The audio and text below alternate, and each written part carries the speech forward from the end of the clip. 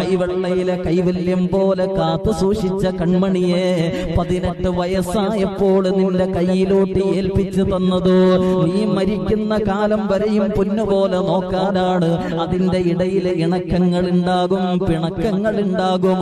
എല്ലാം സുഖദുഃഖ സമ്മിശ്രമാണ് ജീവിതമെന്ന് മനസ്സിലാക്കണം. എന്നിരുന്നാലും ജീവിതത്തിൽ സ്വന്തം ഭാര്യയെ ചേർത്ത് പിടിക്കണം.